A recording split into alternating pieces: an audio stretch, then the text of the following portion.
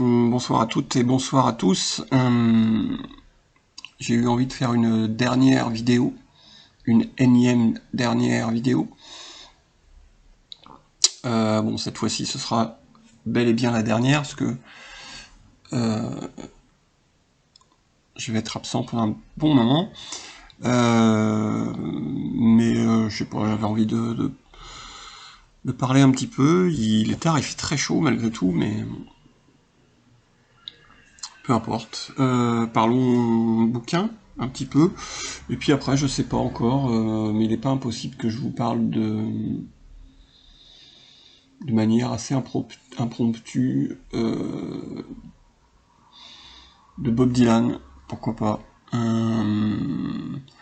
tout en vous incitant à vous référer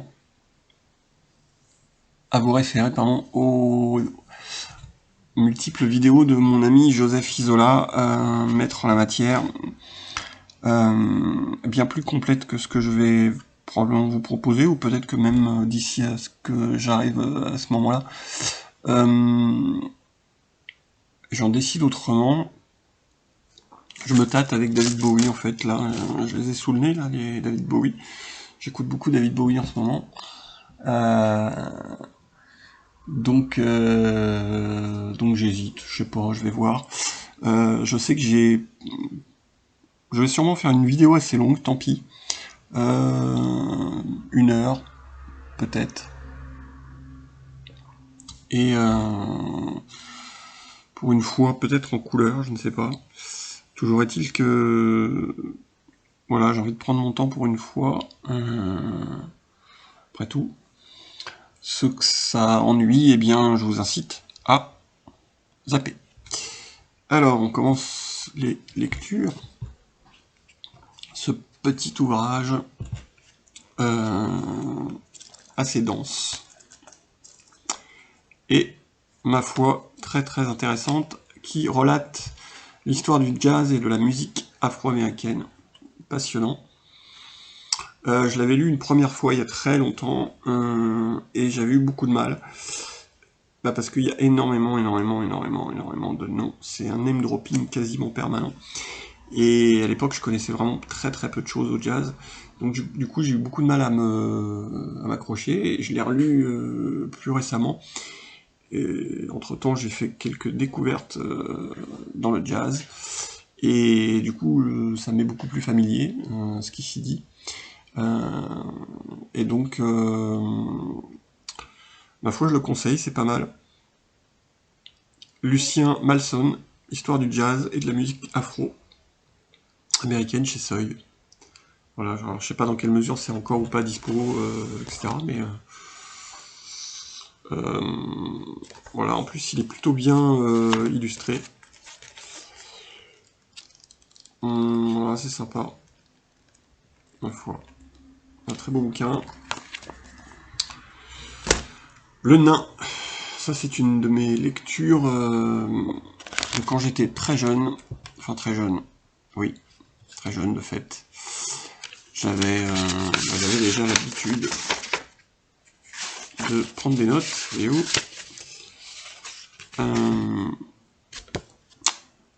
par Lagerfeld, qui est un nom improbable, qui a été prix Nobel. J'imagine de littérature, évidemment. Le Nain, voilà, j'ai lu ça en 96, pour tout vous dire. Alors que je faisais l'armée. C'est l'histoire d'un nain. En 1000... peut-être pas au Moyen-Âge, mais pas loin. Je me demande... Oh, ça fait tellement longtemps que je l'ai lu, ça. Que je vais peut-être le relire, d'ailleurs. Toujours est-il que... voilà, c'est l'histoire d'un nain, tueur...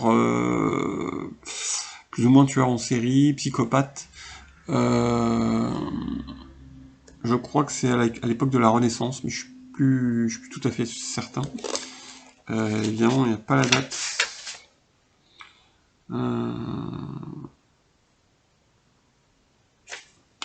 Bon, ça se passe dans une cour, c'est tout ce que je peux vous dire. là tout de suite. Bref, voilà, j'en ai un bon souvenir, ma foi, c'était plutôt pas mal. Rousseau, Les rêveries d'un promeneur solitaire. Alors ça, c'est des lectures de quand j'avais 18 ans. Voilà. Bon, faudra que je retrouve, mais je sais que là aussi, j'avais pris des notes. Voilà, alors, bon, c'est de la philosophie assez légère, quand même. Hein. Rousseau, il a tendance à faire des phrases très alambiquées, mais en fait, c'est pas d'une profondeur absolue ces pensées, en fait. C'est assez... c'est largement abordable. C'est très très bien écrit. C'est un peu pompeux parfois. Un peu adolescent. Sans doute pour ça que j'ai beaucoup aimé quand j'avais, je crois, 17 ans. Mais enfin, c'est pas sans charme, quoi. C'est pas mal. Enfin, c'est pas mal. C'est Rousseau. Non, c'est pas mal. Rousseau, c'est très bien. Je veux dire, par rapport à d'autres philosophes, etc., c'est un peu plus léger. Voilà. Un peu plus bucolique, on va dire. Stendhal, Le Rouge et le Noir. Alors ça, c'est pareil, je l'ai lu il y a très longtemps. J'ai dû le lire 2-3 fois, celui-là. Et puis voilà, qui me retombe dans les mains. Donc, alors ça date vraiment beaucoup parce que je reconnais mon écriture de quand j'étais tout minot. Donc, je devais vraiment pas être bien vieux là pour le coup. J'ai dû lire ça. Ouais, j'avais 17 ans, je pense, un truc comme ça, 16 ans, 17 ans. Bref. Donc, je vais le relire, je pense, Stendhal. Ça fait longtemps. Bon, Le Rouge et le Noir, je vais pas vous. Hein. Les Carcasses de Raymond Federman. Ça, c'est assez particulier comme livre. Vous voyez, il fait des choses comme ça. Il joue beaucoup sur les formes. C'est assez alors, c'est un livre impertinent entre fable et science-fiction. Je vous lis la 4e de couve. Les Carcasses est à la fois une ode à la vie teintée de burlesque et un livre profond, intensément federmanien. Je n'ai rien lu d'autre de Federman. Voilà, il fait des petits aphorismes parfois, et puis des choses plus longues.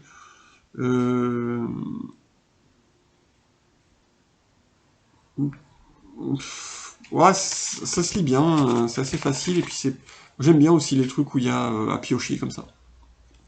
Voilà. Albert Camus, alors, bon, ça c'est...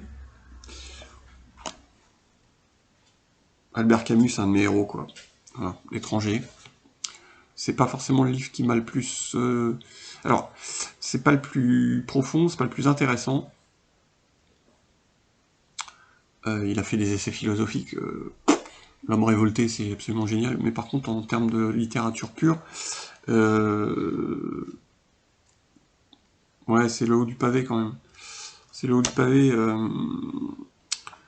Ah, il y a d'autres choses. C'est tellement bien, Camus. C'est tout le temps bien, Camus. L'envers et l'endroit, c'est génial. Le mythe de Sisyphe, c'est splendide. La peste, bon. Il n'y a que des choses belles, quoi, chez Camus. Voilà. L'étranger, c'est pareil, c'est un truc que j'ai envie de relire, donc ça se lit vite, ça. L'obsolescence de l'homme, alors j'en ai parlé il n'y a pas si longtemps que ça du 2e volet, qui est bizarrement assez compliqué à trouver. Voilà, alors ça par contre c'est coton. Voilà, on va pas se mentir, c'est coton. C'est une étude sociologique. C'est intéressant. Alors pour répondre à Christelle, oui c'est vrai, dans le monde merdique qu'on nous laisse, on n'a pas forcément envie de s'alourdir, s'apesantir, etc. Mais en même temps, moi j'ai besoin. Euh,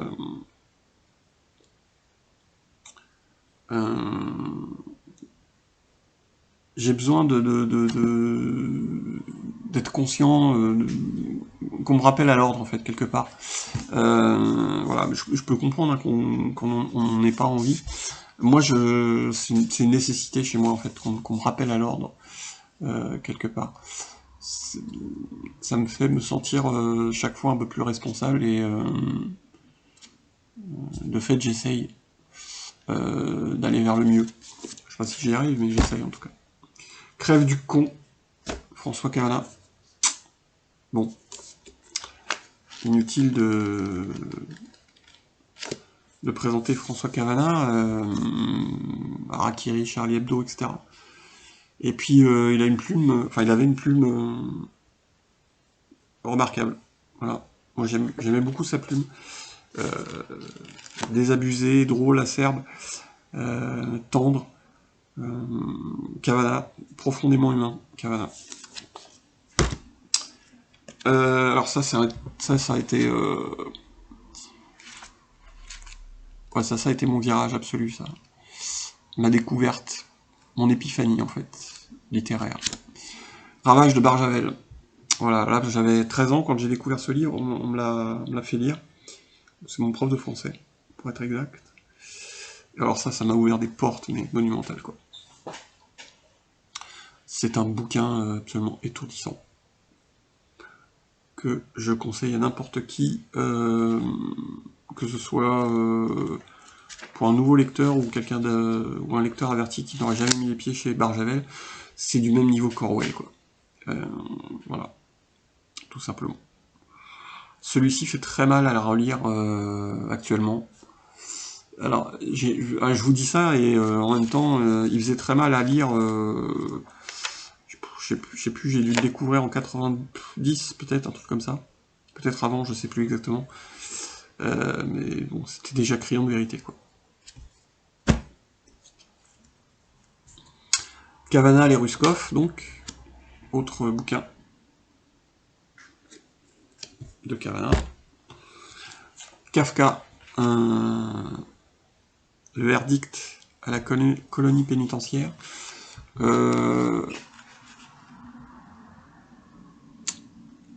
Kafka, souvent, on reste sur la métamorphose. Et c'est dommage parce que voilà, il a écrit. Voilà, le procès, c'est absolument fabuleux. J'aime beaucoup le château. Bon, évidemment la métamorphose, quand même.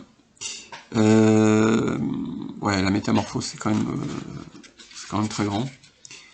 Le verdict aussi, c'est vraiment bien. Voilà. Autre auteur absolument bouleversant. Alors c'est pas par celui-ci que j'ai commencé, moi, mais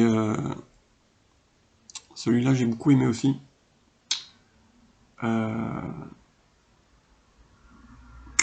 Gabriel Garcia Marquez, L'automne du patriarche. Alors ça fait plus ou moins suite, enfin tout fait suite chez Garcia Marquez. De mémoire, ça fait plus ou moins suite à Chronique d'une mort annoncée, qui est un bouquin fabuleux.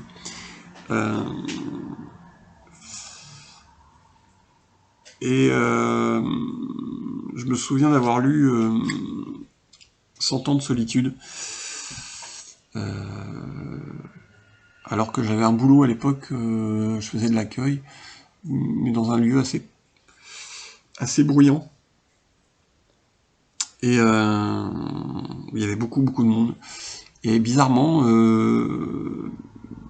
Garcia Marquez, ça m'a happé littéralement dès le départ, quoi. Et j'ai pas pu m'arrêter. J'ai lu 100 ans de solitude en quelques jours à peine, dans un brouhaha monumental, mais je suis resté dans ma bulle, en fait. Voilà, et celui-ci est très très beau, L'automne du patriarche. Par contre, il est... donc ça c'est là, je vous lis à chaque fois les quatrièmes de couve parce que c'est vrai que ça remonte parfois, donc j'ai une mémoire un peu... Le patriarche est ici un dictateur de la grande tradition de l'Amérique latine. C'est un vieux général qui a entre 107 et 232 ans.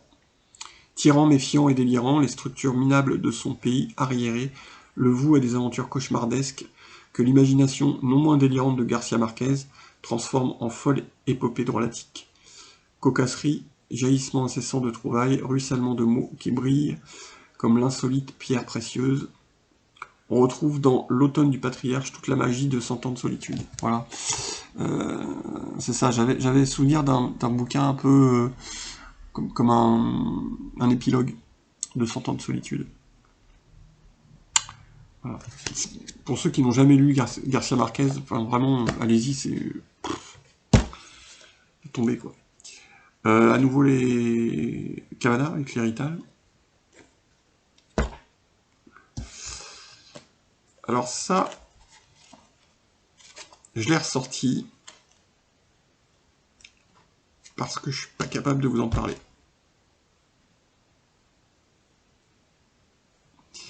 Mais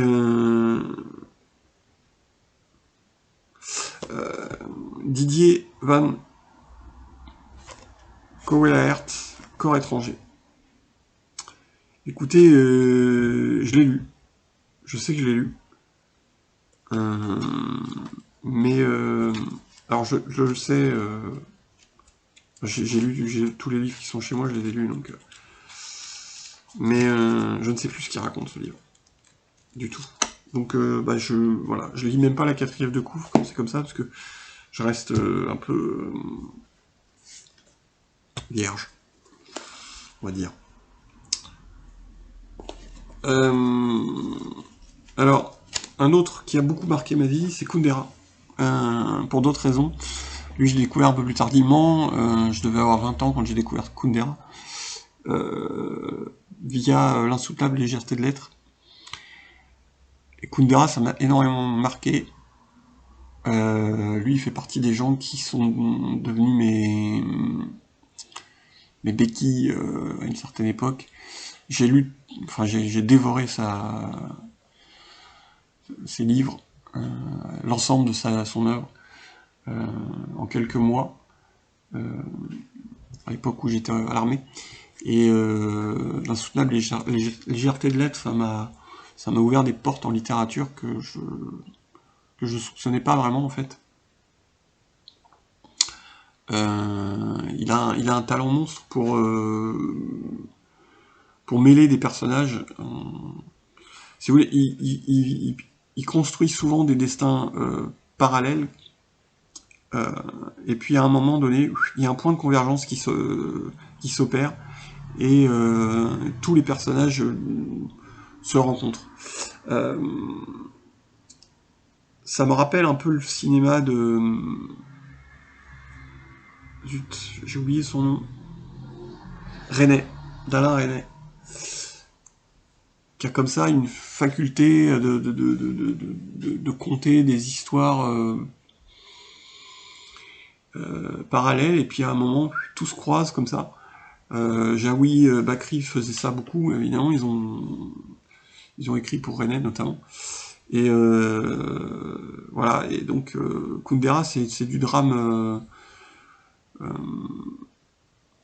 c'est du drame quotidien presque, c'est des histoires d'amour qui finissent mal, qui commencent mal, où tout se goupille et découpille. Et j'aime beaucoup Kundera. Alors, lui, j'aurais bien du mal à vous dire quoi lire, parce que je les ai tous lus, et j'ai adoré tous ces livres. Alors,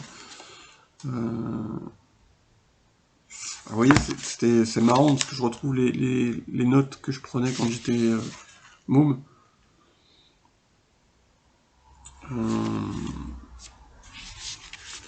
Qu'est-ce que j'avais noté? Ton visage, on dirait une carcade.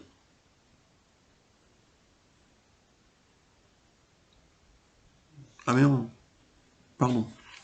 Excusez-moi, j'ai des problèmes de vue. Ton visage, on dirait une cocarde. Tes yeux, ta bouche, tes cheveux, c'est le seul drapeau que je puisse admettre. J'avais une petite naïveté quand j'étais ado et jeune adulte. La plaisanterie. La vie est ailleurs, donc. Le livre du rire et de l'oubli, ça c'est magnifique. L'insoutenable légèreté de l'être, l'immortalité. Voilà, bon, j'ai tout lu, il a écrit des essais, etc. Tout est très bon, quasiment. Et puis Nabokov avec Lolita, que je n'ai pas lu depuis très très longtemps. Je me dis que je vais peut-être m'y remettre. Un de ces quatre, le lire. C'est de la littérature assez rapide à avaler, donc pourquoi pas. Voilà, donc ça a fait un fameux film. Un des rares films de Kubrick qui me laisse indifférent.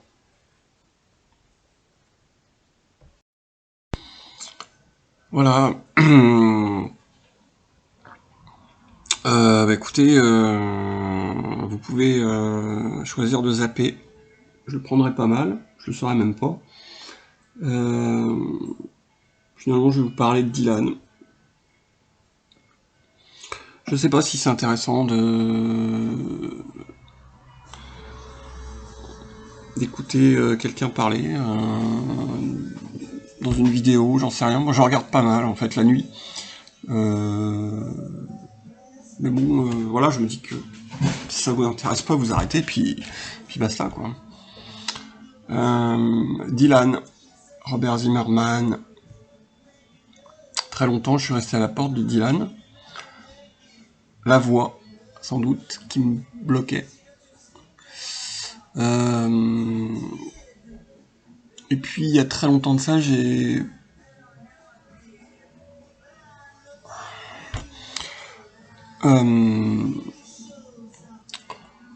je fréquentais un forum. À l'époque, ça se faisait encore, il n'y en a plus maintenant, je crois, ou très peu. Et puis, dans ce forum, il y avait un mec qui était passionné de Bob Dylan. Et il n'arrêtait pas de poster des trucs sur Dylan, et moi, j'avoue que je connaissais deux, trois trucs. Je devais bien avoir un ou deux albums qui traînaient, mais rien de... Voilà. Et puis, mais par contre, je trouvais le mec super sympa, hyper ouvert. Et donc, j'ai discuté un peu avec lui, et bizarrement, il m'a envoyé en fait par courrier une compile CD que j'ai toujours, mais une compile faite par ses soins. Et dessus, il n'y avait pas un morceau officiel, il y avait que des bootlegs. Mais des bootlegs de très très haute qualité sonore. Alors, quand je dis des bootlegs, il n'y avait pas que des lives, hein, il y avait aussi des prises alternatives, etc., ce qu'on va retrouver plus tard dans les bootlegs séries. Je suis tombé nez à nez avec, en fait, avec deux titres dont je parlerai tout à l'heure. Un qui était extrait de Highway 61 Revisited, et puis l'autre de Blonde on Blonde. Voilà. Blonde on Blonde, donc, c'est le premier disque, enfin un des deux premiers disques dont je suis vraiment tombé red dingue. Et par le biais de I Want You, voilà, qui est une balade presque pop, assez inhabituelle pour Dylan, bien dire ce qui est. Et j'ai trouvé ça tellement beau, quoi, tellement simple, que j'ai écouté ça en boucle. Alors c'est un pressage tout bidon, blanc. Je sais même pas qu'il était blanc quand je l'ai acheté. Je sais plus pourquoi je l'ai acheté en fait. Ce truc-là, c'était pas cher. Bref, parfois on achète des choses en se disant tiens, ça fait un pressage de plus, et puis en fait je m'aperçois que c'est un peu idiot. Donc je le fais plus, ça en fait. Je suis le premier à critiquer, non, pas à critiquer, à regarder de manière un peu éberluée les gens qui ont 15 fois les mêmes disques dans une couleur différente, uniquement parce que c'est une couleur différente. Bon, après moi je n'ai pas de pressage, j'ai des pressages souvent, alors c'est vrai, différents d'un même disque, mais la plupart du temps ils sont pas issus de la même année, enfin ils ont une particularité vis-à-vis des uns et des autres, enfin bon bref. c'est un aparté un peu inutile. Surtout comme je vous le disais que je le fais plus en fait, ça, je n'achète plus ce genre de doublon. Voilà. Ouais donc, Blonde on Blonde, voilà. Alors, je vais pas vous faire une discographie détaillée, encore une fois, Joseph l'a fait très bien, je vous conseille vraiment d'aller voir ses vidéos, elles sont parfaites. Néanmoins, bon, ça c'est génial quoi. Blonde on Blonde, il n'y a rien à acheter dessus, c'est l'album absolu. C'est le premier double album de rock au monde. Il a coupé l'herbe sous le pied à Frank Zappa, qui s'apprêtait à sortir le sien, Freak Out, je crois, de mémoire. Et Dylan a sorti le sien avant, quoi. Donc Zappa a toujours été un peu... Enfin, il a toujours eu mauvais là-dessus. Bon, on fout un peu. Blonde on Blonde, c'est un chef-d'œuvre. Ça, c'est un best-of. Pourquoi je l'ai parce que je me demande s'il n'y a pas une phase B. Ah si, il y a Positively 4th Street. Voilà, c'est une phase B d'un single. Ou je crois que c'est sorti uniquement en single d'ailleurs, si ma mémoire est exacte. Enfin bref, c'est le seul moyen que j'avais parce que je l'avais qu'en numérique, il était fourni avec les downloads du coffret mono, dont je vous parlerai peut-être plus tard. Et donc c'était le seul moyen que j'avais de l'avoir en vinyle, ce morceau, que j'aime beaucoup. Voilà, mais enfin sinon, c'est un best-of, quoi, un greatest hits, donc par essence, c'est pas essentiel à mes yeux. Alors, pour répondre au... Il y a une... Comment... merde. Une polémique en ce moment sur les mobiles fidélité Sound Lab. J'ai vu ça chez notre ami breton, Bruno. Moi, enfin, on me l'a offert, ce disque, parce que ça coûte... Enfin, c'est monstrueux le prix que ça coûte, ce truc. Neuf, au moment où ça sort, ça coûte 60 balles, et ensuite, faut rapidement compter le double, quoi. Alors, de fait, ça sonne, mais c'est époustouflant. Bon, visiblement, il y a une petite arnaque derrière, un coup, c'est du numérique, un coup de l'analogique. Moi, j'en ai pas assez pour faire du comparatif. Tout ce que je sais, c'est que les rares que j'ai, moi, sonnent du feu de Dieu. Ça, c'est clair. Celui-là, il est époustouflant, quoi. Mais hors de question que je mette un truc pareil, quoi. Enfin, hors de question. Là, je vais vous montrer un truc après, qui, à mon avis, de toute façon, pour ainsi dire, clôt le débat, quoi. Voilà, alors, Bringing It All Back Home, aussi connu sur Subterranean Homesick Blues, voilà. Ça c'est le premier Dylan électrique. Et dessus, il y a Mr. Tambourine Man. Et puis, alors il y a It's All Over Now Baby Blue, que je trouve magnifique. Même si je préfère la version des M. C'est rarissime, hein, les reprises, moi je suis pas fan, mais là... Maggie's Farm, She Belongs to Me. Ah bon, c'est un album... c'est un grand disque. C'est un grand disque. Ça c'est une sorte de bootleg un peu fourre-tout. Je l'ai pris pour la curiosité. C'est pas indispensable, surtout pas auprès de ceux qui sont pas non plus dylanophiles absolus. Bon, ça mange pas de pain pour un collectionneur, mais c'est pas un officiel, je crois. Hein, c'est un... Enfin, je suis à peu près sûr d'ailleurs que c'est un bootleg. Dylan Concert.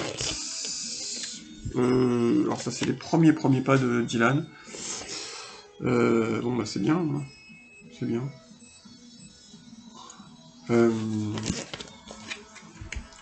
C'est pareil, hein, c'est pour les fans quand même. Alors ça a été l'une de mes premières... Moi je fais pas les brocantes en fait, pas parce que par chez moi il n'y a pas grand chose. par manque de temps, par plein de choses. Mais fut un temps, je bossais dans les brocantes. C'est moi qui les organisais, en fait, pour tout vous dire. Dans la ville où je travaillais. Et donc, ce faisant, j'étais là le jour J pour surveiller que tout se passe bien, etc. Et donc je suis tombé sur un stand un jour d'une personne qui ne savait visiblement pas ce qu'elle vendait. Elle m'a vendu ça pour 2 euros. C'est le pressage français original, avec la fameuse photo de Claudia Cardinal qui va être ensuite retirée. Parce qu'ils vont pas, Dylan n'aura pas demandé les droits et puis il les aura pas. Et donc c'est le pressage français, le premier pressage français d'origine, dans un état mais absolument impeccable, et je l'ai payé 2 euros. Donc effectivement, de temps en temps, on peut trouver des occasions, mais c'est pas assez récurrent pour que je sois un assidu. Ça c'est le premier album dans un pressage à la con. Je sais plus ce qu'ils ont foutu. Je me rappelle plus. Ouais, c'est une sorte de compile des premiers enregistrements, il y a un peu de tout. C'est un peu fourre-tout, il y a du broadcast aussi dessus. En fait, il y a le premier album, et puis ensuite, il y a des trucs radio, c'est un peu... Bon, c'est pareil, c'est des disques que vous trouvez à 10 balles, donc... pour avoir des titres radio, vous le prenez. Donc, je l'ai pris, il y a très longtemps de ça. Ça, c'est pas un pirate, par contre, ça a été édité chez Le Chant du Monde. C'est sorti en 2018, voilà, pour tout vous dire. Blowing in the Wind, bon, pareil, c'est exactement la même chose, Le Chant du Monde aussi. Voilà, il y a un moment, ils ont les droits, ou je sais pas comment ils se débrouillent, mais enfin bon, bref. Donc pareil, ils ont fait un premier truc de l'album. Et puis après, il y a des bootlegs, des petits bouts de récupération, de machin, de trucs. Bon. C'est pareil, quoi. C'est 10 balles quand on est collectionneur, et je crois que c'est sorti la même année, à 2019, ça. Alors, l'album Maudit. Donc voilà, c'est probablement l'album le plus décrié de la carrière de Dylan. Faut bien avouer que c'est pas un album que j'aime. On me l'a offert, la photo est belle derrière. Par contre, la pochette, un autoportrait de Dylan, on se demande bien ce qu'il lui a pris. Attendez, je reviens tout de suite, je vais boire un coup. Et voilà, alors celui-là, il est sorti... je crois qu'il est sorti en 1970, si j'ai bonne mémoire. Et c'est un suicide commercial, c'est une horreur, quoi, ce disque, vraiment. Je sais plus quel critique assez célèbre avait écrit que Dylan avait rassemblé tous ses déchets, il les avait foutus à la poubelle et puis il en avait fait un disque, ou un truc comme ça, quelque chose du genre. Alors je serais peut-être pas jusqu'au boutisme à ce point-là, mais de fait, il n'y a pas grand-chose à sauver là-dedans.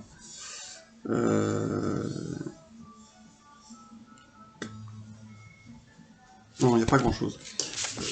Par contre, c'est les arrangements en fait qui sont foirés. Alors, on se demande s'il les a foirés exprès ou pas d'ailleurs, mais connaissant Dylan, ça pourrait être tout à fait plausible. Il va sortir un bootleg série là-dessus, qui est absolument remarquable, et où, à contrario, il n'y a rien acheté. Et donc, mais parce que les versions sont différentes, les arrangements notamment sont complètement différents, épurés, etc. Et on se demande comment un mec comme Dylan, aussi brillant que Dylan, peut faire un truc pareil, quoi. Donc ça c'est un live, la période folk. C'est pareil, c'est un bootleg. Bon, c'est un live de plus, quoi. Le fameux Royal Albert Hall Concert. Alors celui-là c'est pareil, c'est C'est un live, moi j'ai le coffret, alors je suis pas certain de vous montrer ce genre de truc, mais j'ai le coffret 36 CD qui regroupe toute la tournée en fait de l'époque, de 66. Mais ce simple live suffit amplement, quoi. Voilà, si vous voulez avoir un beau live de l'époque flamboyante de Dylan, la période électrique, prenez ce concert. De mémoire, je crois que c'est ce fameux concert où on dit qu'il est un Judas. Le Saint Valentine's Day Massacre, qui est un live assez réputé en bootleg. Voilà, c'est un pur bootleg. Une sorte de ce que j'appelle des bootlegs officiels. C'est drôle, mais pas facile à trouver, bizarrement. Le Before the Blood. Non, Before the Flood, pardon. The Flood, je vais y arriver. Bob Dylan and the Band. Je crois que c'est le dernier concert qu'il ait donné avec le band, il me semble. Non, je dis des conneries, il en a fait d'autres après. Non, je dis n'importe quoi. Pourquoi j'ai ça en tête, je sais plus. Bref. Bon, je suis pas fan de ce live. D'ailleurs, vous voyez, j'ai une version fatiguée, que j'ai dû payer une misère, genre 2-3 euros. Parce que je suis complétiste, mais parce que...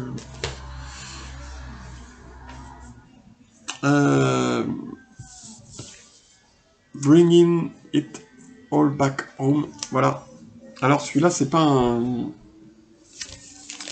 Fidelity mobile bidule, là, vous savez. En revanche, c'est le pressage original, américain. Mono. Et alors, waouh. Voilà. Tout ce que j'ai à dire, c'est waouh. Moi, je veux bien l'histoire du Moby. Mais si vous voulez vraiment écouter Dylan comme il a été créé, écoutez ça. Encore une fois, waouh. Et ça, je l'ai payé 35 balles. Dans un disquaire parisien. Voilà. Alors, je vous dis pas que ça se trouve hyper facilement, mais plutôt que de foutre 70 balles dans un disque, qui est finalement assez dénaturé par rapport à la façon dont il sonnait à l'origine, à la rigueur, courir après ça, qu'on puisse ne pas aimer les rééditions, etc. Je comprends, parce qu'il y a des rééditions vraiment pas terribles, mais voilà, achetez ça. Après, il y a des très bonnes... Enfin, moi, je suis pas Il y a des très bonnes rééditions, et notamment, on peut aller pêcher les éditions dans les années 80 ou 70, c'était encore très très bien pressé, etc. Et ça vaut que dalle. Ça vaut que dalle.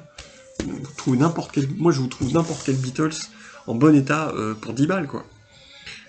Les mecs qui mettent 60 boules dans une réédition des Beatles, moi je comprends pas. Bon, après, chacun fait ce qu'il veut, mais bon. Together Through Life, album de Dylan des années 2000. Je sais plus quelle année celui-là. 2009. Bon. Voilà, c'est assez anecdotique, hein, faut bien l'admettre. Blood on the Tracks, le chef-d'œuvre crépusculaire de Bob Dylan. Il y parle de son divorce. Il est foudroyé de douleur. Simple Twist of Fate, Idiot Wind, et puis forcément Shelter from the Storm. Bon, c'est magnifique comme disque. Voilà. On s'éloigne du Dylan folk ou même rock des années 60, très loin d'ailleurs. C'est beaucoup plus intimiste, beaucoup plus dépouillé, beaucoup plus sobre quelque part. Et c'est magnifique, quoi. Ça, c'est un live acoustique au Gaslight Café New York City. On peut pas dire que c'est pour les fans. Autre version du premier album, ça je l'avais acheté par curiosité pour savoir ce qu'était ce truc, Acetate. J'en avais plusieurs, des disques de cette série-là, 10 balles. Et puis, j'ai jamais trouvé exactement ce que c'était, mais en plus, ça a disparu, comme c'est apparu. Donc aujourd'hui, on n'en trouve plus. Bon, et je crois qu'ils sont en couleur, il me semble. Ouais, c'est ça. Celui-ci est jaune. Jaune citron pour Bob Dylan, je suis pas sûr. Bon, moi, enfin, cette affaire de disque couleur, là, c'est pareil. Moi, enfin, bon, les disquaires, maintenant, ils proposent les deux, quoi, couleur et noir et blanc. Et systématiquement, les disques couleur ont 5 balles, voire 10 balles de plus. Bah non, quoi. Je suis désolé, moi, à l'époque... Alors, c'était assez rare, hein. C'est ça aussi. C'était beaucoup plus rare, fut une époque, quoi, quand j'avais 15 ans, les disques en couleur. Mais ils étaient au même prix, quoi. Enfin, moi, je connais un peu la fabrication et tout. J'ai discuté avec des disquaires qui produisent aussi des disques. Ils m'ont expliqué qu'il n'y a aucune raison pour que ce soit plus cher, quoi. Aucune raison. Mais bon. Infidèles.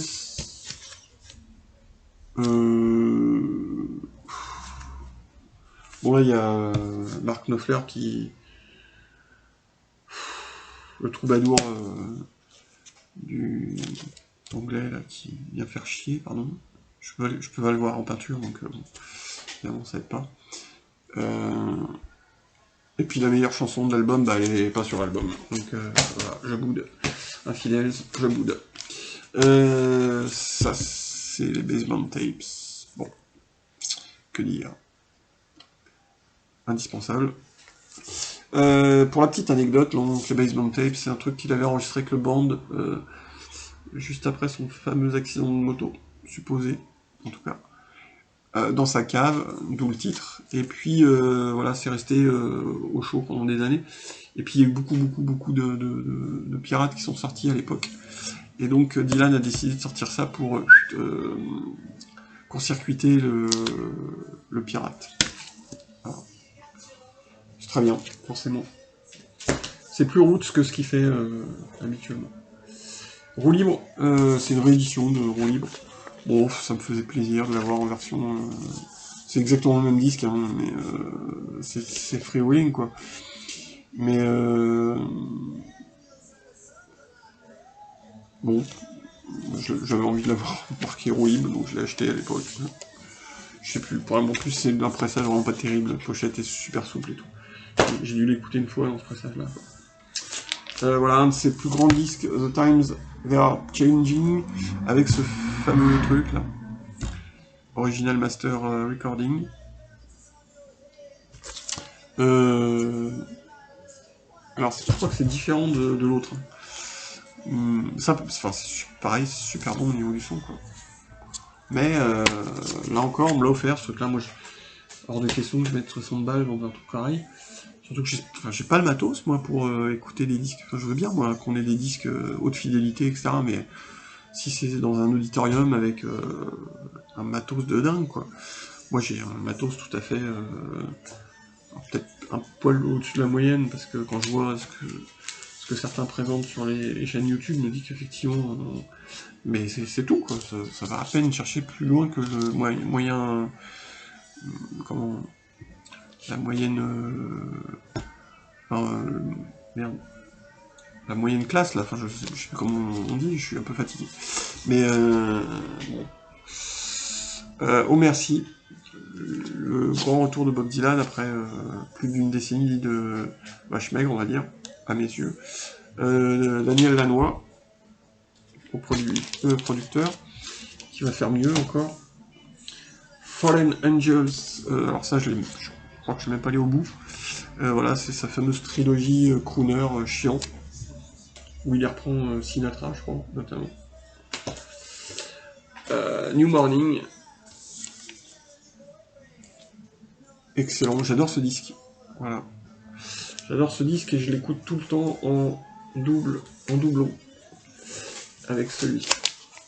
Planet Waves. Qui est excellent aussi. C'est deux albums assez modestes, mais que j'aime bien. Voilà. Il y a des bonnes chansons dessus, sur les deux. l'un et l'autre. Là-dessus, il y a Dirge, la version de Forever Young, comment, calme, enfin lente, magnifique. Winterlude, moi j'aime bien. Voilà, j'aime bien ces deux disques. Desire. Desire, moi je suis pas fan du violon électrique, alors donc bon, j'avoue que celui-là c'est pas forcément celui que je préfère, mais après il y a quand même dessus, alors il y a One More Cup of Coffee que j'aime beaucoup. Bon, c'est vrai qu'il y a Hurricane qui est pas mal quoi. Sarah, bon enfin les compos sont bien, mais j'ai un peu de mal moi avec le violon électrique. Voilà. Ça c'est la BO de Pat Garrett and Billy the Kid. Ma foi, c'est magnifique. J'ai cru comprendre qu'il y aurait un bootleg un jour qui sortirait, un bootleg série qui sortirait autour des chutes de ça. Ce serait pas mal parce que, à mon avis, il y a matière. Et puis il y a Knocking on Heaven's Door. À mon avis, c'est la chanson qu'il a le mieux interprétée de toute sa carrière. Je vous dis pas que c'est la meilleure, je vous dis que c'est là où il chante le mieux. Ça n'engage que moi. Triplicate, alors ça c'est pareil, c'est la fin de la trilogie, alors ça... Ouh là là là là là, ça c'est pénible ça. Ça c'est super pénible. Ah, super bien produit, hein. Mais alors qu'est-ce qu'on sent en kikine. Ouh là là. Les mecs savent bien jouer, eh bien on s'en fout comme de l'an 40. Hein. Voilà. Ce n'est que mon avis. Une autre version de... Ah non, ça c'est les... c'est une version bootleg de... C'est les outtakes, pardon, de Freewheeling. Bon, dans une version splatter. Était-ce bien nécessaire? Je ne suis pas sûr. Franchement, Bob Dylan en noir, ça le fait. Bon, bref. Voilà, donc c'est les démos, les outtakes. Voilà, je fais une vidéo très longue, et ben, en fait, limite c'est presque voulu. Voilà, comme ça je vous laisse un souvenir bien pénible. Vous n'aurez qu'une hâte, c'est que je parte définitivement au mois d'août. Voilà, la période acoustique, Good as I've Been to You. Voilà, c'est un des deux disques acoustiques, l'autre il doit pas être très très loin. De la période des années 90, je crois, mais moi, je sais plus en 92 celui-là. Voilà. Empire Burlesque, alors ça c'est atroce. Je crois que c'est ce qu'il avait pire. Au milieu des années 80, au secours. Street Legal, celui-là par contre je l'aime beaucoup. Voilà, c'est un des albums que j'aime beaucoup, décrié, etc. Bah moi j'aime bien. Voilà. Il me plaît bien ce disque. Bon. Modern Times. Il y a Thunder on the Mountain qui est absolument excellente. Après le reste, ouais, ça fait pas de mal quoi. C'est pas un truc que je réécoute tous les jours. Hein. C'est pareil, c'est la période des années 2000, je crois que c'est en 2015 ou un truc. Ah 2006, oui, je me semble. Dylan and the Grateful Dead, horrible. Ah, moi je trouve ça horrible. Voilà, insupportable. Je crois que je l'ai. Eh ben pourtant c'est pas mon truc. Hein. Ah non, j'allais dire je l'ai même pas ouvert. Bah non, quand même pas, faut pas charrier. Mais alors, j'ai dû l'écouter une fois quoi. Je suis même pas sûr. Je l'ai en CD en fait, donc j'ai dû l'écouter en CD et puis je suis tombé dessus par hasard et il devait pas être cher, donc je l'ai pris pour la complète. Pour avoir la complète quoi. Le live at Budokan, alors ça c'est pareil, pour le coup c'est un pressage japonais. Très très bon. Alors effectivement, c'est pas du tout galvaudé hein, la réputation des disques japonais. Ils sont tous nickel, c'est vrai. Mais alors, bon, on me l'a offert. Bon, il était pas très cher, hein, je crois. Il devait être aux alentours de 20 balles, je crois. Si ma mémoire est exacte.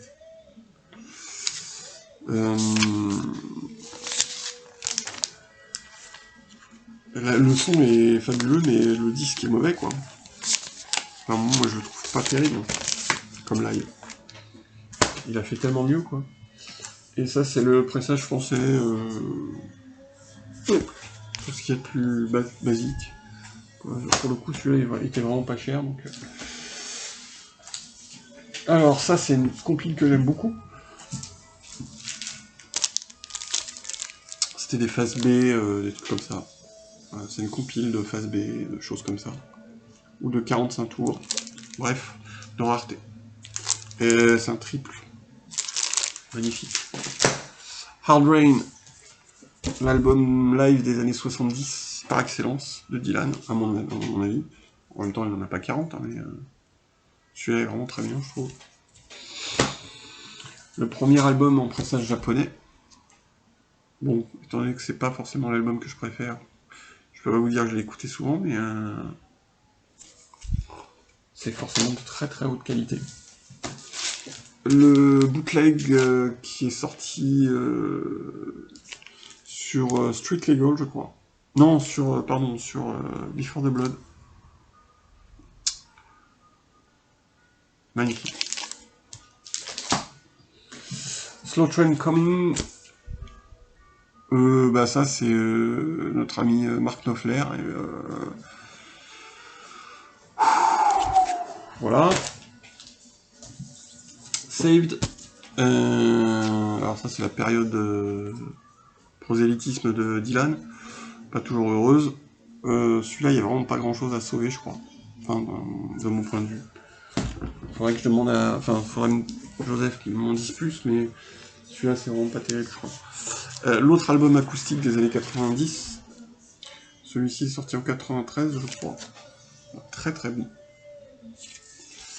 Tempest. Celui-là est pareil, bon, il y a des trucs pas mal. Roland John, je crois que c'était pas mal. Bon, ça m'a pas transporté non plus, quoi. En revanche, moi j'ai trouvé celui-là pas mal, le dernier en date. Il y a des trucs pas mal du tout. Évidemment, il y a plein qui continuent de comparer le Dylan des années 60 à celui d'aujourd'hui, ce qui est complètement con. Pardon. Il a 80 ballets, quoi, le mec, hein, et puis il a fait près de 500 chansons. Qu'est-ce que vous voulez comparer, quoi? En revanche, voilà, moi je les mets au défi de faire des trucs comme Murder Most Fall, l'immense morceau de plus d'un quart d'heure sur Kennedy, à 80 ballets, quoi. Bonne chance, hein. Nashville Skyline, ma foi. Bon, moi je suis pas fan de country, donc c'est pas forcément ce que je préfère. Mais bon, il y a Johnny Cash, quoi. Shot of Love. Ça c'est pareil, je crois que mon ami Joseph l'aime beaucoup, mais moi, pas trop. At Carnage, Chapter Hall. Ça c'est un live. Ma foi. Alors, avec Empire Burlesque, il y a un autre album absolument atroce. C'est celui-là. Christmas in the Heart. Alors ça, c'est inhumain à écouter, carrément. Il n'y a pas d'autre mot. Je crois qu'il y a beaucoup d'ironie dedans, à mon avis. Et ça, c'est le pressage... je ne sais plus. Pressage anglais.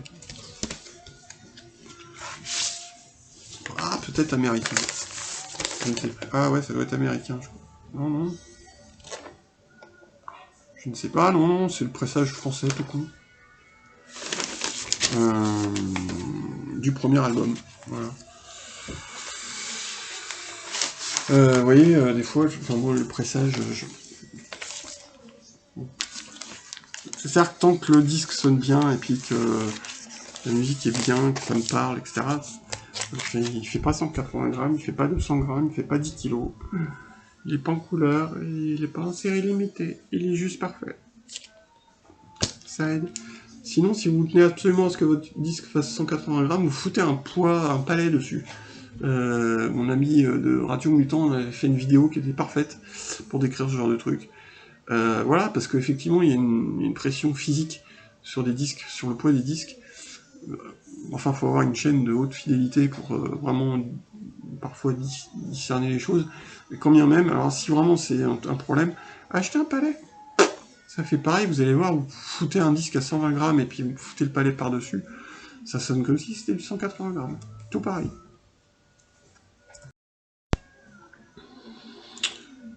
Petite pause. Voilà, bah, je sais pas si, encore une fois, si ça a beaucoup de sens de faire des vidéos où on parle comme ça. Et en même temps, c'est tromper un peu la solitude des uns et des autres, je crois.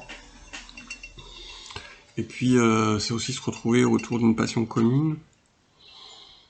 Je crois qu'on a juste besoin de communiquer un petit peu les uns avec les autres.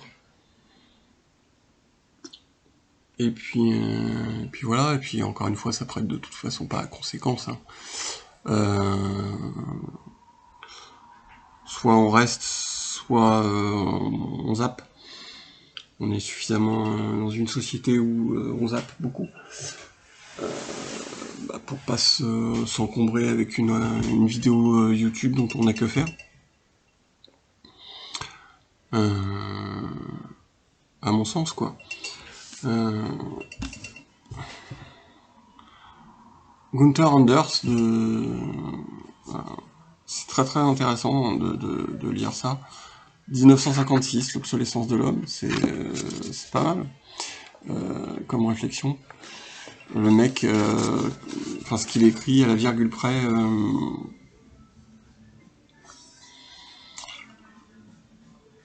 quand le monde s'adresse à nous, sans que nous puissions nous adresser à lui, nous sommes condamnés au silence, condamnés à la servitude.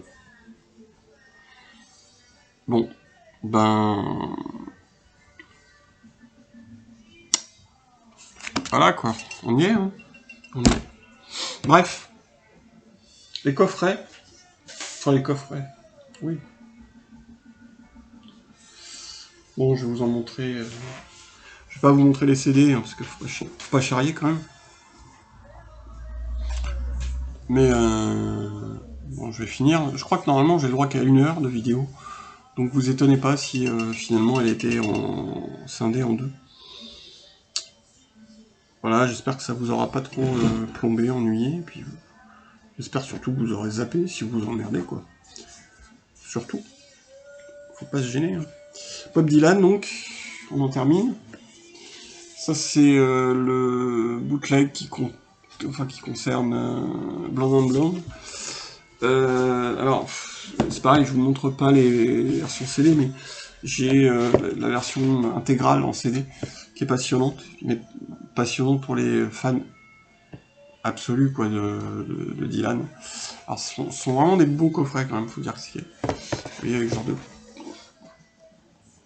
belles photos, etc. C'est chouette. Bon, pour les fans de Dylan, c'est vraiment très beau. Ouais, le coffret intégral CD, pas mal, parce que... Enfin, je veux dire, il y a un disque, par exemple, entièrement consacré aux prises de Like a Rolling Stone. Il y a 1 heure et 1h15 de Like a Rolling Stone, en long, en large, en travers. Quoi. Bon, faut être un peu siphonné, mais de fait, je l'ai, et dessus, il y a des très belles choses. Voilà, donc ça, c'est consacré à la trilogie électrique. Un chouette coffret. Le premier des bootlegs avoir vu le jour, c'était en 91, je crois. Ouais, c'est ça, tout 91. Alors, il devait, je pense qu'il devait pas avoir dans la tête à l'époque d'en sortir d'autres, puisque d'abord ça couvre l'intégralité de sa carrière, à l'époque, au moment où c'est sorti en tout cas. Et puis surtout, ça s'appelle 1, 2, 3. Voilà. Et puis basta. Voilà. Et donc il y a 5 vinyles. Alors, celui-là en vinyle n'est pas facile à trouver. Surtout dans l'état où je l'ai trouvé, c'est-à-dire neuf. Et je l'ai pas payé cher, moi. Je l'ai payé 60 balles. Voilà. Et j'aime beaucoup ce coffret, quoi. Il est très très bon. Même si c'est pas forcément celui que je préfère dans la série. Trouble No More, alors ça c'est consacré à la période christique de Dylan.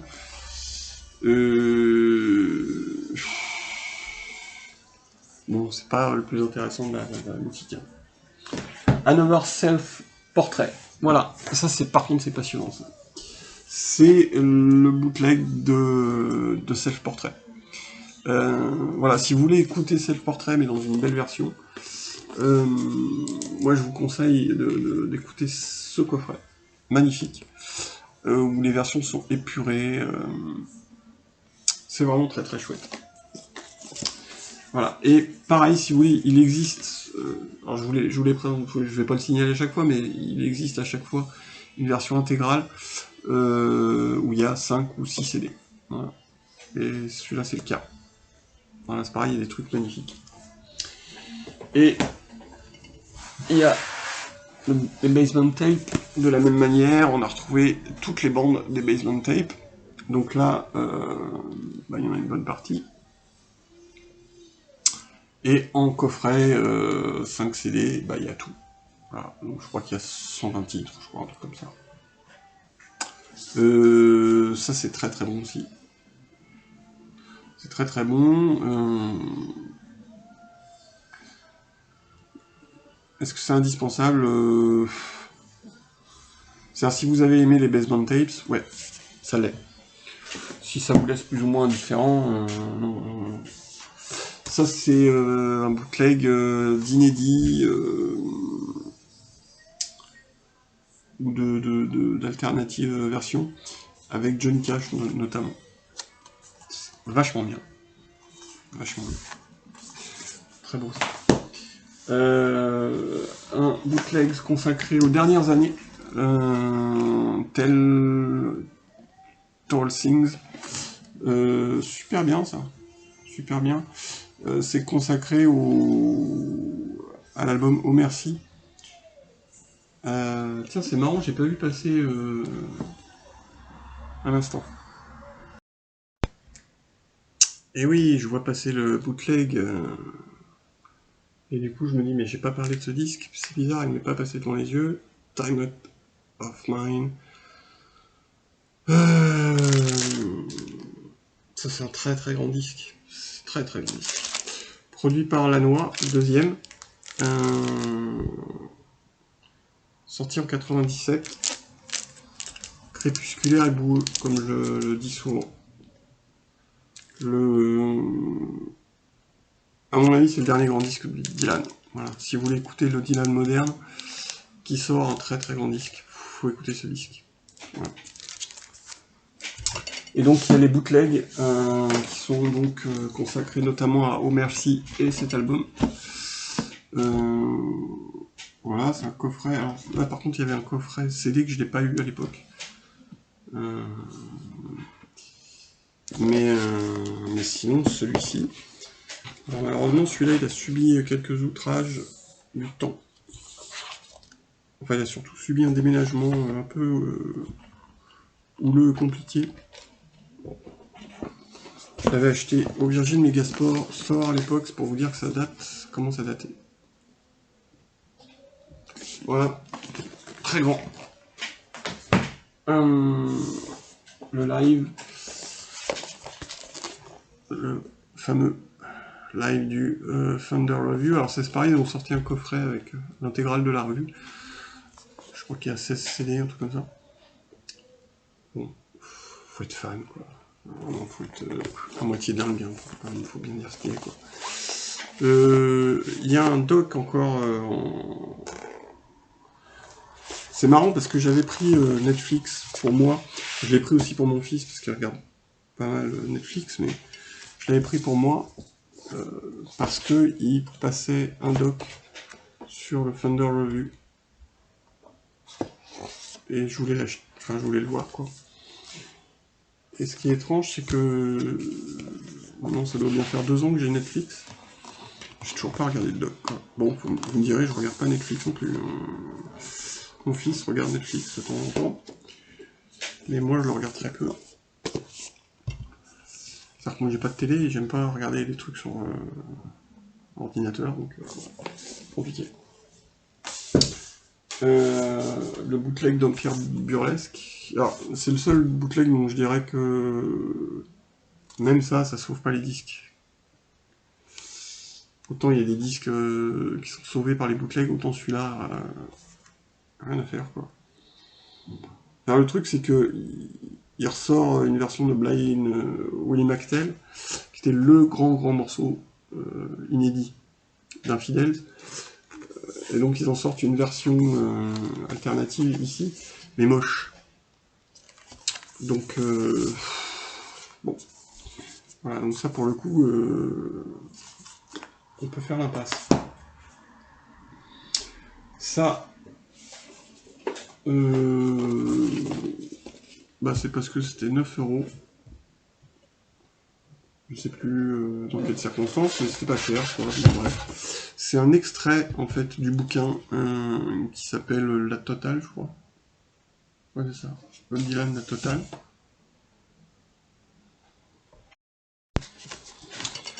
Bob Dylan, La Totale, donc un excellent bouquin qui reprend l'intégralité des chansons de Dylan.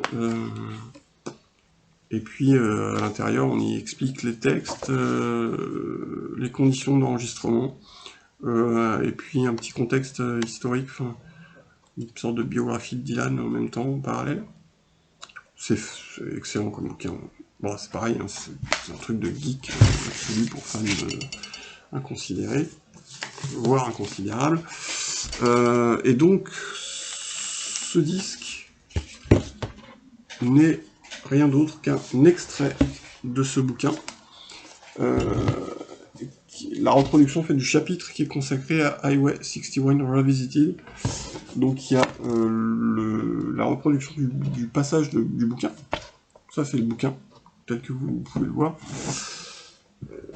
Enfin tel que je vous l'ai montré à l'instant, sauf que ça ne concerne que Highway 61, là où le bouquin concerne tous les albums. Et puis tiens, pour gagner de la place... Pour gagner de la place, j'avais mis un autre exemplaire d'Highway 61 que j'avais, qui doit être... oui, ça c'est le pressage mono. Voilà. Je ne sais pas pourquoi j'ai ce pressage-là, on a dû me l'offrir, je crois. Et donc, dans ce coffret, il y avait la version...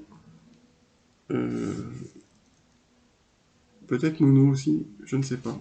En tout cas, toujours de Highway 61. Et alors... Eh ben, je crois que c'est le seul, je crois. Non, je dois en avoir deux. C'est un des deux albums que j'ai encore sous blister. Alors, c'est pas du tout parce que j'ai un espoir quelconque qui prenne un jour une cote élevée, ce dont je me fous royalement. Mais en fait, c'est parce que j'ai en tellement d'exemplaires que je vois pas l'intérêt de l'ouvrir. Voilà, tout simplement. Voilà, si vous le trouvez à 9 balles, prenez-le, ça vaut le coup. Voilà. Par contre, si vous le trouvez à 35, le prenez pas, ça vaut pas le coup. Au pire, achetez le bouquin. Ça, c'était une compile qui était sortie il y a pas mal d'années, je crois que c'est sorti en 85, si j'ai bonne mémoire. Biographie. Alors, j'ai la version CD, quelque part, je sais plus où, en long box. Et ça, je l'ai trouvé sur... je sais plus quel site, un truc genre eBay, ou... Moi, je fais très peu ce genre de site pour acheter. Et j'étais tombé dessus un peu par hasard, en fait. Et le mec le vendait pas cher. Pas cher et en très bon état, en fait. Comme neuf. Enfin, comme neuf, peut-être pas exagéré, mais enfin... presque menthe, comme dirait mon ami Yann Hogarth. Donc voilà, je l'avais acheté. Bref. Et donc il y a... je sais plus combien il y a de disques là-dedans. Il y a 2 livrets. C'est pas mal, quoi. C'est pas mal. Et il y a 1, 2, 3, 4, 5 disques. Voilà, et donc c'est une sorte de compile avec des inédits, puis des trucs connus, des phases B, enfin c'est un peu le bordel, mais c'est pas mal, voilà, c'est pas mal. Pour quelqu'un qui aime bien Dylan, mais sans en être dingue, je pense que ça fait la blague. Quoi. Et puis enfin, bah, on va terminer, parce qu'il faut bien terminer tout de même, 1h10 que je vous tiens. Au secours, quoi. Au secours. On dirait un film de Sergio Leone pour un peu. Ceci. Alors j'ai la même anecdote que mon copain Joseph. En fait, on a le même jour, je crois qu'on l'a déjà raconté, mais enfin bon, je ne m'en lasse pas. À la vôtre, je rebois un petit coup. Il y a longtemps de ça, hein, au moment de la sortie de ce coffret.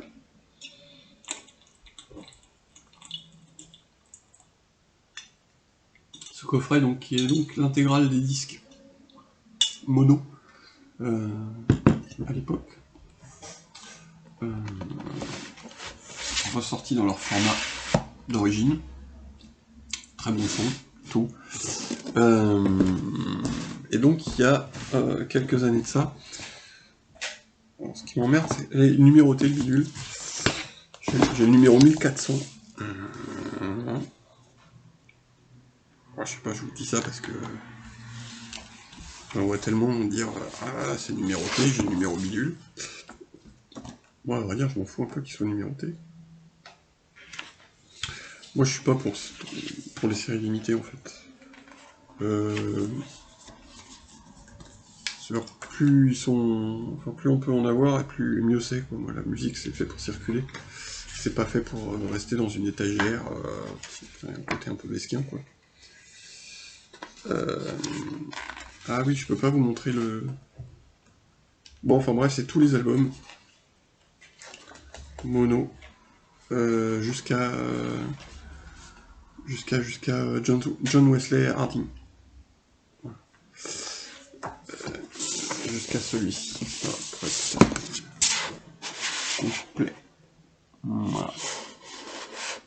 Bref. Et donc ce coffret donc est sorti il y a...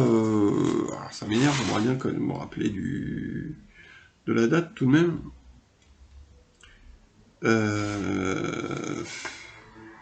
Bref, il y a très longtemps. Il y a bien une quinzaine d'années, je pense. Hein. Peut-être pas, pas loin en tout cas. Et donc un soir, nous fréquentions le même forum avec Joseph. Et un soir, il y a un mec qui poste un truc sur le forum en disant actuellement, le coffret mono que nous, on attendait tous avec plus ou moins d'impatience, mais parce qu'on savait qu'on pourrait pas l'acheter, parce que trop cher. Le mec poste, attention, à la Fnac, il est vendu 35 €. Et il met le lien avec. Alors autant vous dire qu'on s'est tous précipités dessus. Et qu'on a été un certain nombre à l'acheter. Et jusqu'au dernier moment, j'ai bien cru que j'aurais pas qu'ils allaient s'apercevoir de... En fait, le mec qui l'a mis en ligne s'est gouré, il a mis 35 au lieu de 350. Je pensais vraiment qu'ils allaient annuler les commandes en disant bon, il y a eu une erreur, ou que sais-je. Et en fait, non. Non, une semaine après, je recevais mon coffret, peut-être même moins. Je me rappelle avoir été limite pénible avec mon gardien, en lui disant tu peux pas regarder si c'est arrivé, tu peux pas regarder si c'est arrivé, etc. Tellement j'y croyais pas, en fait, le prix. Mais si. Voilà. Donc ce coffret est exceptionnel. Mais il est aujourd'hui très cher, je crois. En vinyle, en tout cas. Et je pourrais pas me l'acheter si je devais. Mais là, eh bien, ma foi, de temps en temps, avoir un peu de chance. Ça m'est pas arrivé si souvent concernant les disques, mais ça m'est arrivé. Voilà. Bon, écoutez, cette fois-ci, je vais vous laisser tranquille quand même, faut pas charrier. 1h15, c'est intolérable. Ça m'a quand même fait plaisir. Voilà. Portez-vous bien, à bientôt. Je vous souhaite une très belle fin d'été à tous, et puis je vous dis à la rentrée. Salut!